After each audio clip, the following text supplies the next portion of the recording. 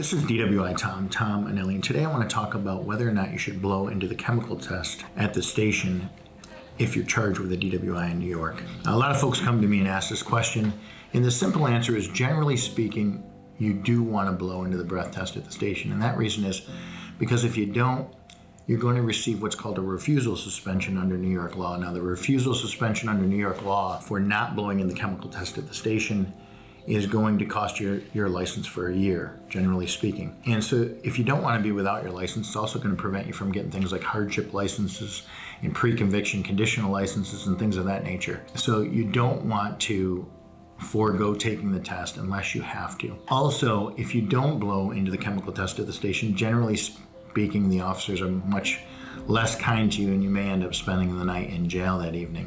Whereas when you do blow, they see it as cooperation, and usually they'll let you call for a ride home. Now, they're not supposed to do that, but I've seen it happen on numerous occasions where folks who refuse to blow, they're like, well, you're not helping us, we're not going to help you, so you can go ahead and spend the night in jail. Another reason that it is generally best to blow is a lot of counties in their district attorney's offices will not reduce and or dismiss a DWI charge when somebody refuses to blow. Some counties have a policy where they do not reduce refusing to blow. So if you refuse to blow, it may prohibit by county policy the district attorney from offering you a reduction of your DWI charge. That's another reason that it is generally better to blow into the chemical test device at the police station. Not blowing into the chemical test device at the station is generally only advisable in serious felony cases or cases where somebody has been killed or seriously injured. Those cases where the stakes are extremely high, generally speaking, I may advise somebody not to blow into the chemical test at the station. Otherwise,